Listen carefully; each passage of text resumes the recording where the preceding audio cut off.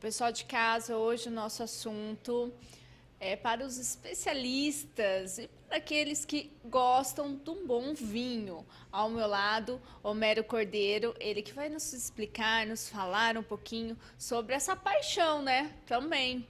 Tudo bem, Homero? Tudo Seja bem. bem-vindo ao programa Amiga. Obrigado pelo convite. Fico muito feliz de falar desse assunto também. Pode, pode contar comigo. Gosto muito. Obrigado. Então, tá bom. Homero, eu gostaria que você nos falasse um pouquinho, nos contasse quanto tempo já de Adega para Todos? A loja é 22 anos. Ela nasceu na Praça para Todos, né? Daí vem o nome.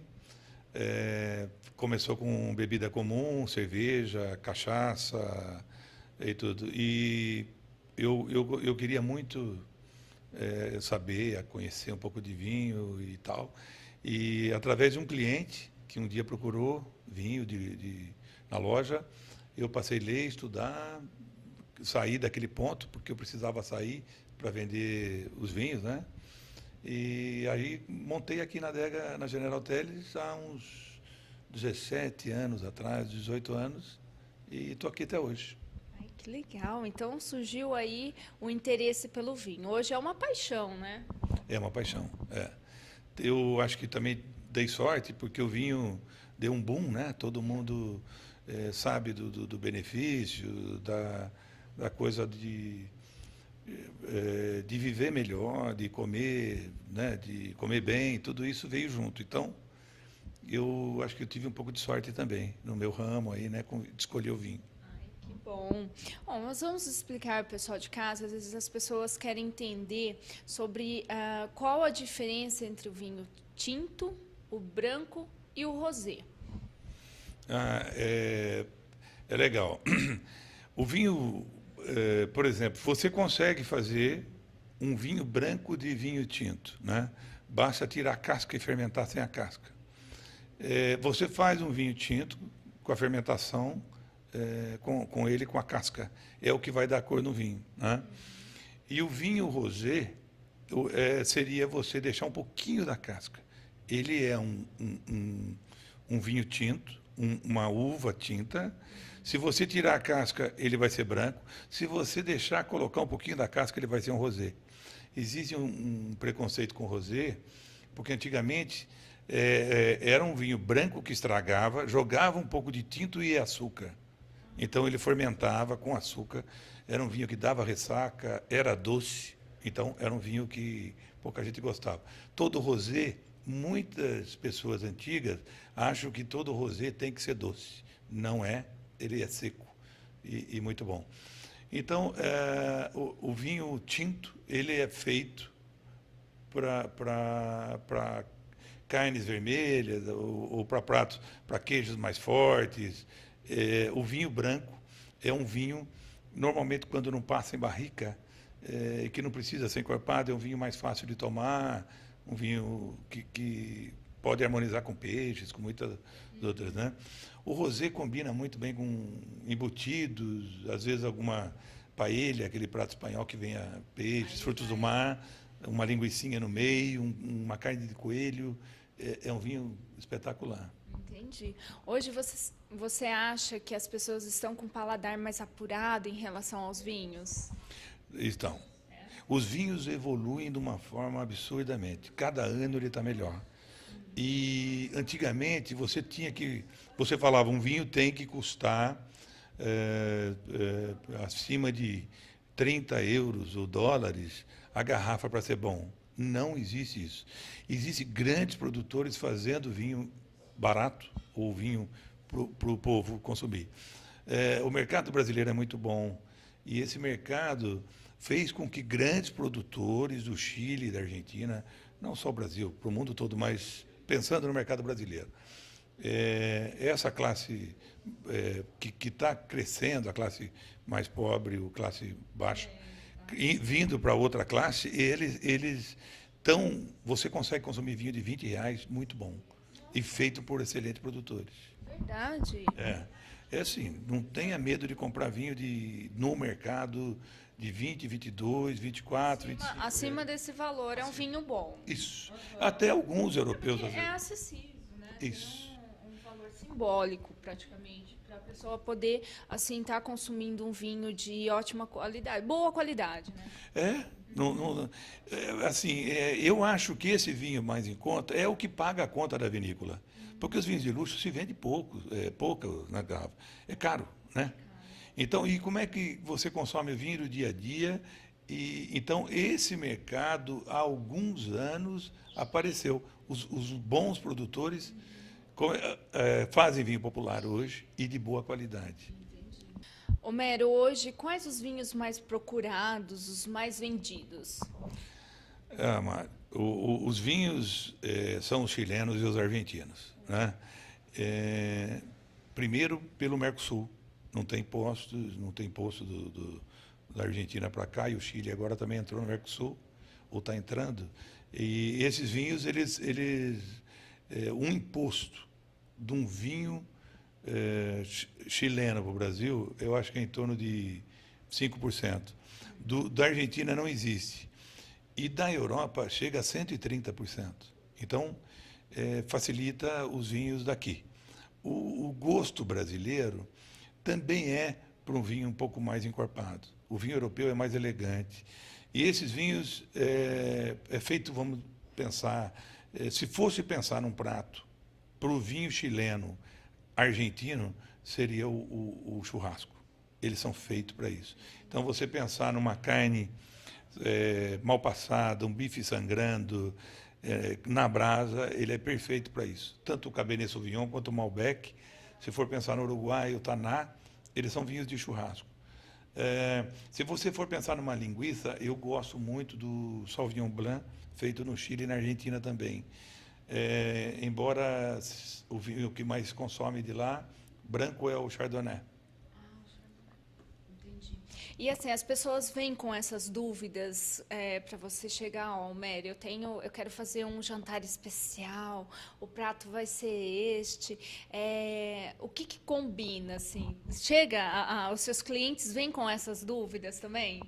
É muito comum. Ou já tem aquele cliente que vem e fala, não, eu quero esse, é o de preferência. Tem os dois, mas eu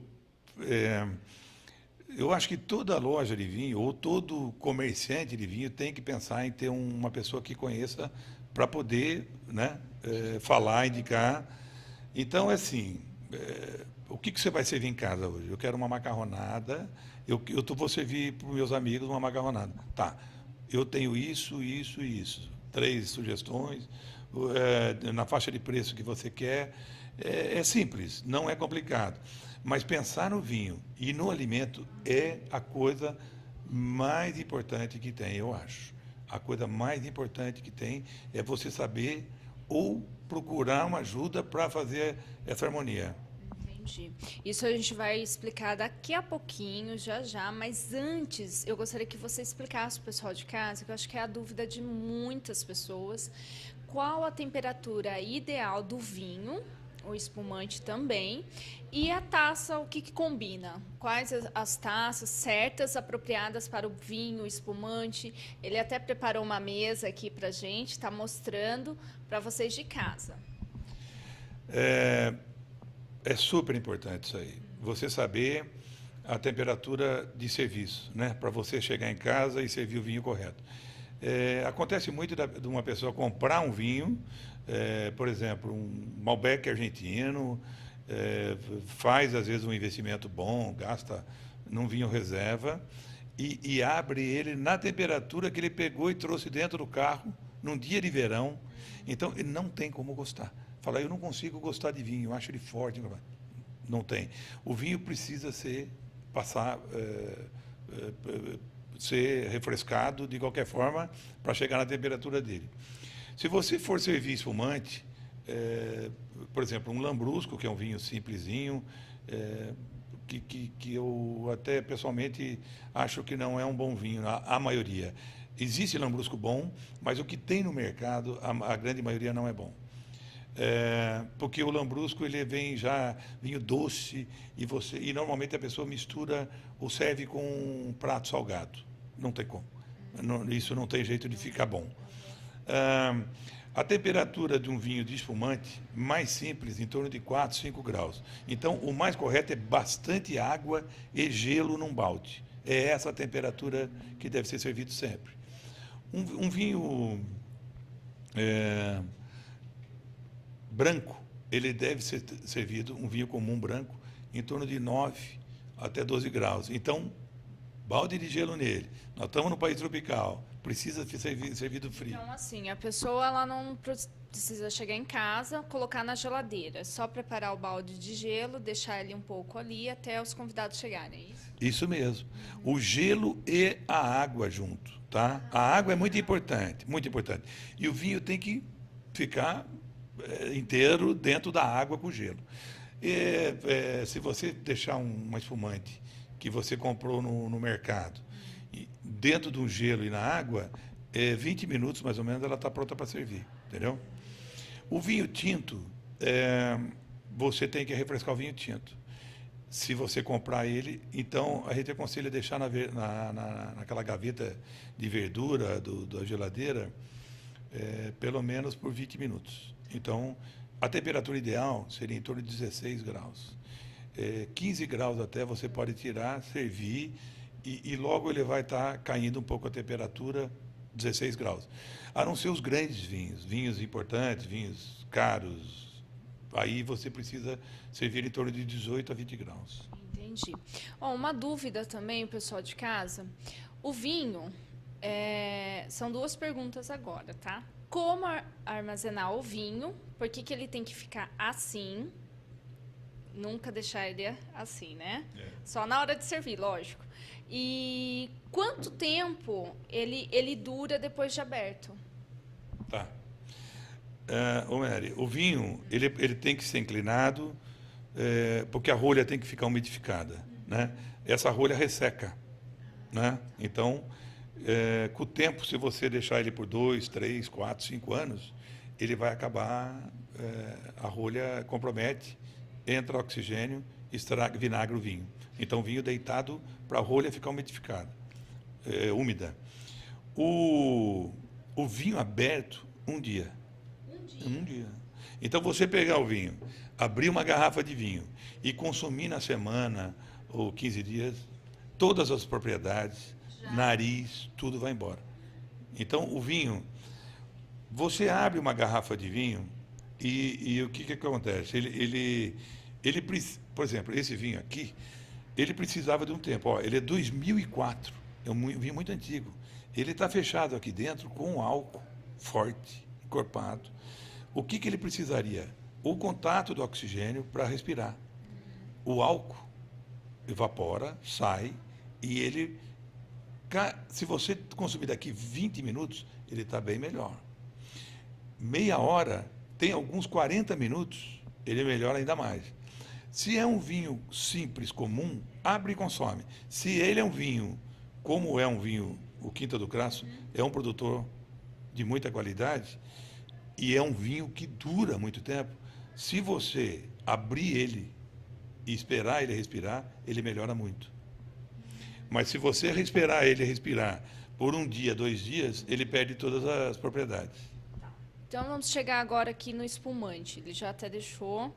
Qual a diferença, então, do espumante para os filtrados doce? O espumante, um espumante naturalmente feito, ele tem duas maneiras de ser fermentado. Uma dentro daqueles tonéis de aço inox e outra dentro da garrafa.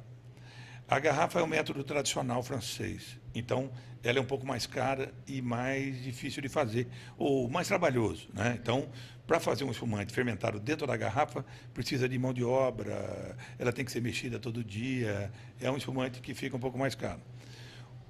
Se você for pensar num filtrado, num vinho que é feito de volume, a maioria deles é injetado gás, entendeu? Então, como se fosse um refrigerante. Ele é fabricado, injetado gás, bota a rolha e vai para o mercado.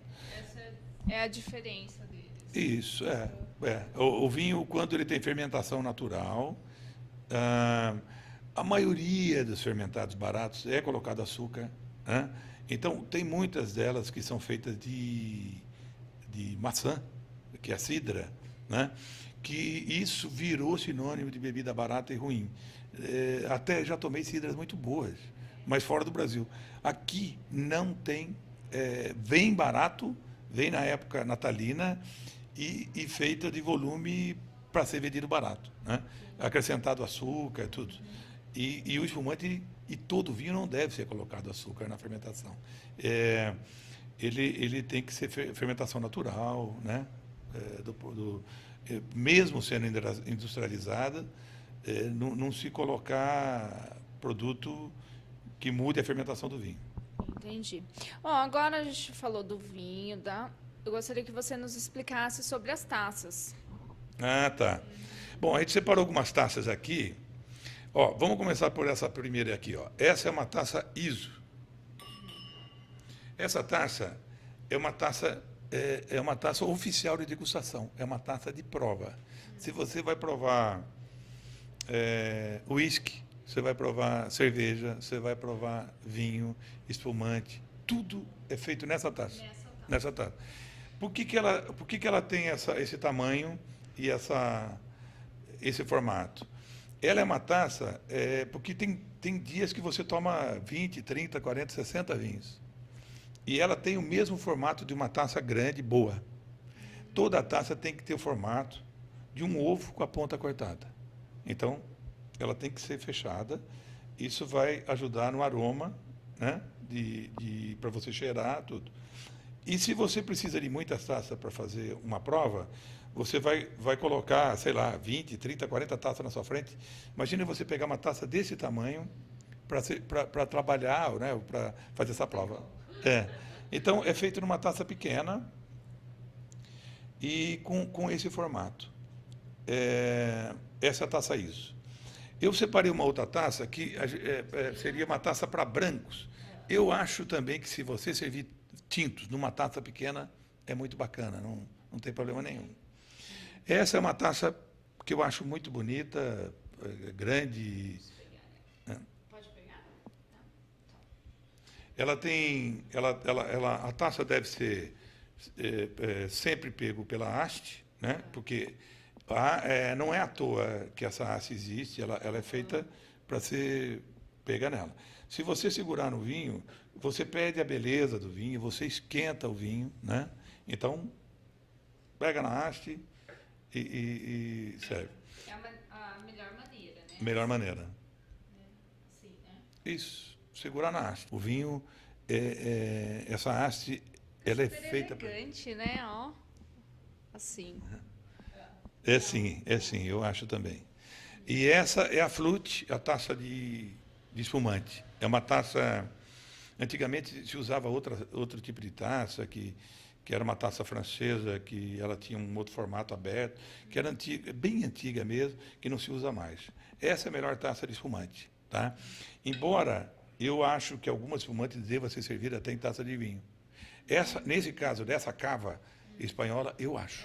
Ela valoriza muito mais a bebida, porque ela precisa respirar também, como um bom vinho. Então, se você servir essa taça, essa cava, numa taça mais aberta, eu acho que ela fica melhor servida do que numa taça flute normal. Entendi. Agora vamos falar sobre harmonização entre vinhos e pratos. Aqui você nos preparou aqui alguns aperitivos para a gente acompanhar e eu gostaria que você nos ensinasse o porquê que tem que dar aquele cheirinho assim, sabe? Sentir aquele aroma. Por quê? Vamos abrir o vinho, Hélio? Vamos. Esse saca-rolha, ele é um saca-rolha bem simples, conhecido como saca-rolha do sommelier ou do garçom, né? Ele tem um canivetinho aqui na ponta, que esse canivetinho é para cortar o lacre do vinho. Depois você tem essa espiral aqui, que ele é feito de ácido de carbono, não esquenta. Você abre vinho a noite toda, para o garçom é muito bom para trabalhar. Depois ele tem 2 estágios de abertura para tirar a rolha. E eu vou abrir para você ver como que funciona. Primeiro, gente, vocês vão cortar embaixo desse ressalto aqui. Toda a garrafa tem esse ressalto, tá? Então, vocês nunca devem tirar isso todo. Vocês só tiram aonde está esse plástico, porque isso aqui dá um acabamento no vinho. O vinho não deve ser tirado toda essa... Algum material é de plástico e outros são de um material mais reforçado. Mas o que se usa hoje é esse plástico mesmo. Tira, esse aqui é um vinho do Douro, então eles têm um selo de garantia de origem do Douro. Aqui, pessoal, vocês vão centralizar a espiral aqui, vocês vão coxar, ele vai funcionar como uma alavanca. Vou dar mais uma volta. Aqui, ó, aí pega com a mão aqui, tá vendo? Força. Opa. Primeiro estágio. Aí vocês vão para o segundo estágio. Não precisa fazer força nenhuma, tá? Tá aberto o vinho.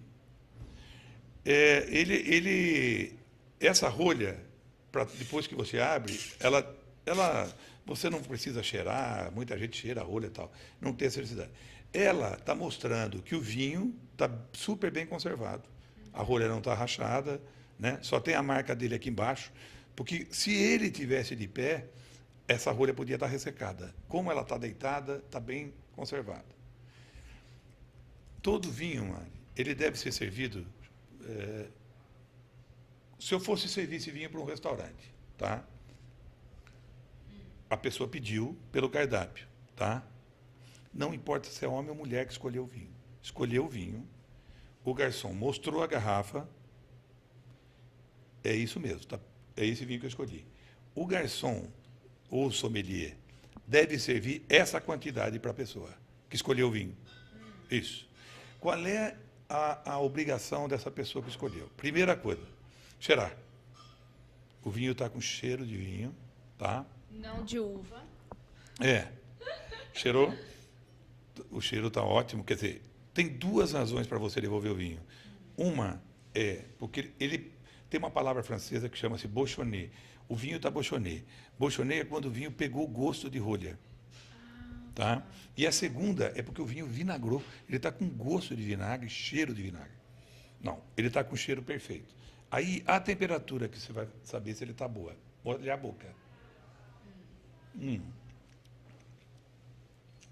O vinho está com a temperatura boa e está com cheiro bom. Pode servir. Então, aí o garçom vai passar para todas as pessoas da mesa, primeiro as mulheres, e toda a taça deve ser preenchida no máximo de 1/3.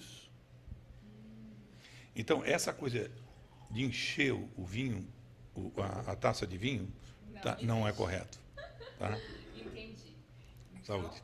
Saúde. Viva. Sentiu o aroma. O aroma. E... muito bom.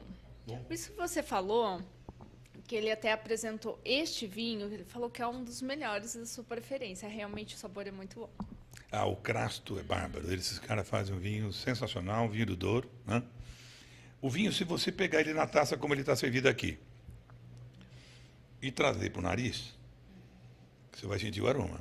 Se você pegar ele em cima da mesa como está aqui, mexer o vinho para depois cheirar, o nariz vai estar muito mais aberto. Ele vai aparecer mais o aroma. Então o vinho tem que... Por isso que dá aquela... Por isso, pessoal, a gente vê que faz assim, né? E realmente muda. Muito bom.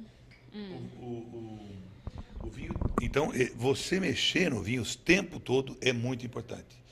E o vinho vai estar muito melhor do meio da garrafa para baixo, porque ele está respirando, o álcool está saindo, ele vai ficando mais macio, entendeu? O vinho vai respirando. Esse é um vinho do Douro, de 2004, que é muito comum no Douro, durar muito um vinho, ser muito melhor mais velho do que jovem, ele melhora, ele evolui na garrafa, e ao contrário de muitos outros vinhos. Você pode pegar um grande vinho chileno, e ele perde potência com o tempo. Pessoal, essa é a flute, a taça do espumante. Você deve servir ela um ou mais estágios, porque normalmente ela está muito fria e o espumante está muito gelado. Aí forma aquela espuma. Então, uma, duas vezes o estágio dela, tá? E você deixar essa taça para você e você vir nessa aqui. Eu até prefiro, às vezes, servir essa. E, nesse caso, por ser uma cava importante, servir numa taça de vinho, né? Da mesma forma. Saber o cheiro, o aroma, né? É. Ó, ela é uma cava muito gastronômica, bem seca. E se eu fosse escolher um prato, seria uma lagosta, um prato bem importante, porque ela realmente é uma cava excepcional. Aqui, a coloração dela já é mais amarelada, é uma espumante mais importante, não é tão clara como uma espumante do dia a dia. Ela é mais gastronômica, né? Eu acho que ela seria uma taça, uma espumante até para um leitão, pururuca, para uma lagosta, para uma comida mesmo. Ela tem um paladar mais diferente, assim. Um sabor, assim, bem gostoso mesmo. Marcante, seca, né? Exatamente. Bem gastronômica. Mas não é daquele seco que você toma e fica aquele gosto de álcool, não sei, estranho. Ela não, ela tem um sabor especial. O álcool quando aparece, o marca, o machuca a boca, agride, ela não é boa, né? O vinho não pode ter isso, entendeu? O vinho ele tem que ter, ele não pode agredir. O vinho agrediu, ele não é bom. Ele não é bom. Se ele tiver na Então, temperatura, essa é a dica. Tá na temperatura correta. E o vinho que você escolheu, mesmo estando na temperatura correta, ele não, na boca ele agride? Não, ele não é um bom vinho. Então vamos aqui, eu gostaria que você falasse o que combina. Tá. Ó, esse é um fouet, é um salaminho espanhol. Ele é feito... Dá pra ver aqui. Deixa eu só tirar a garrafa aqui. Ah, tá. Vamos tirar, vou por aqui. Ele é um salaminho feito para brancos até com espumante. Ele não... A gente vai mastigar ele com vinho tinto agora, você vai ver como ele choca. Ele forma na boca como se fosse um zinabre, uma ferrugem. É uma coisa estranha. É um produto que é feito para branco e para rosé. E não combina com vinho tinto. Não combina. E a gente come Vocês vão observar isso. A gente vai falar para vocês o que combina e já o que não combina, tá? Então você vai fazer eu experimentar ele com vinho tinto. Eu acho que você deve provar com os dois, com tinto e depois com espumante. E para você saber se isso combina, você pega um salaminho, põe na boca, começa mastigando e põe o vinho junto. E faz com que esse vinho mastigue junto. E isso faça uma pasta. Entendeu? Vamos lá, peraí. Agora você vai fazer com tinto.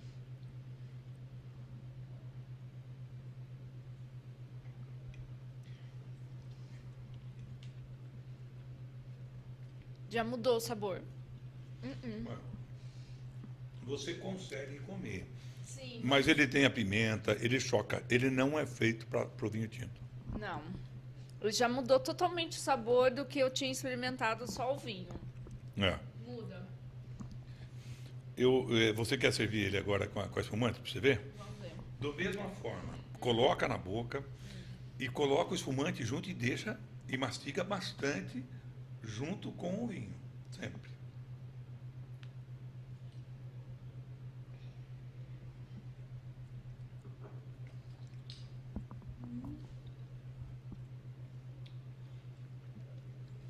Ele desce melhor, né? Muito melhor. Agora eu senti o sabor dos dois. Essa é a diferença. Isso mesmo. Você Um sentiu? mata o outro. Isso para todo alimento e o vinho sempre. Essa preocupação, se você não souber fazer, perguntar sempre. Eu estou recebendo, né, os meus amigos. O prato de casa hoje é uma polenta, vou servir com rabada. O que eu sirvo? Aí sempre o sommelier, a pessoa que vai te indicar, tem que falar. O que tem nessa rabada? Vocês vão servir no molho de tomate? vai ter tomate na parada, alguma coisa de detalhe para ele poder recomendar o vinho. A cor do alimento é a cor do vinho? Normalmente, sim. Né? Então, a macarronada é de molho branco. É com vinho branco? Sim. Ah, tem isso também. Os queijos moles, macios, queijo, prato, mussarela, o Gouda, é com vinho branco? Sim, com vinho branco. Normalmente se come a vida toda com tinto.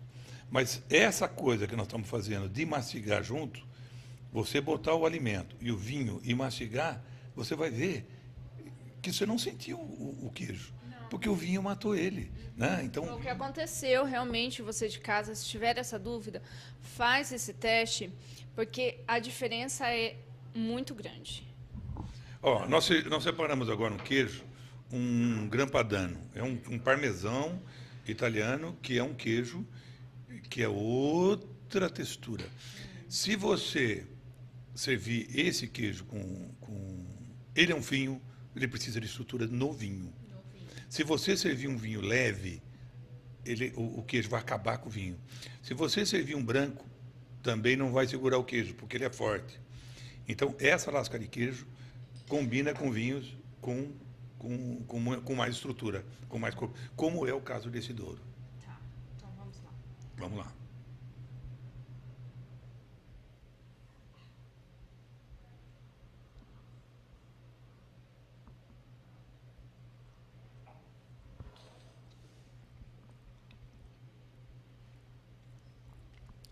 É perfeito. O queijo fica no lugar dele e o vinho não mata, não engorda. Você não sente o forte do vinho, você não sente nada. Eles casam de uma maneira impressionante. Perfeito mesmo. Você sente o sabor dos dois. É isso que a gente está tentando passar para vocês de casa, para vocês identificarem. Faz o teste em casa, que nem o Homero explicou, existem vinhos aí bons no mercado, com valor super pequeno, acessível para todos os bolsos, acima de R$ 20. Então, tem como você fazer essa diferença e agradar muito bem os seus convidados, né? É isso aí, mano. O vinho, muita gente pode imaginar que o vinho combina só com música fina ou com, sei lá, orquestras e é uma coisa de glamour. Não é. O vinho é com a ponta de peito na brasa, trazer um Cabernet do Chile, o cupim, a costelão, a polenta. Não existe bebida melhor para acompanhar o vinho. Falar aí que a paixão, né, do pessoal que está em casa é aquela costela bem apurada, saborosa. O que combina com a costela, então? Qual o vinho? Tinto ou branco? Não. Tem que ser tinto, nunca branco. E ele tem que ser eu escolheria um chileninho ou um argentino, feito de Cabernet Sauvignon, se for argentino, feito de Malbec. O Carmener vai muito bem. O Carmener é um vinho preto, escuro, que vai dar a sensação de ser um vinho muito encorpado, e na verdade ele não é. Ele tem essa cor e é um vinho que muito feminino. As mulheres que gostam muito de Carmener. Outro dia a gente abre uma garrafa de Carmener. Então, a gente vai deixar para o próximo aí, trazer mais dicas sobre vinhos, porque, gente, é infinito, é muito legal, e vai surgindo aquelas dúvidas, sabe aquela dúvida pessoal? Então, se você de casa gostou, tiver alguma dúvida também, pode entrar em contato com o programa, é programaamiga@gmail.com ou através aqui na Adega para Todos, o Homero vai tirar todas as suas dúvidas também. Quer apresentar mais alguma coisa, Homero? Ou a gente pode deixar para uma próxima, porque como tem vários assuntos diferentes, eu vou até te convidar para voltar no programa. Ô, Homero, com o maior prazer. Eu gosto de falar, acho que falo demais até. E molhando a palavra assim, fica melhor ainda, né?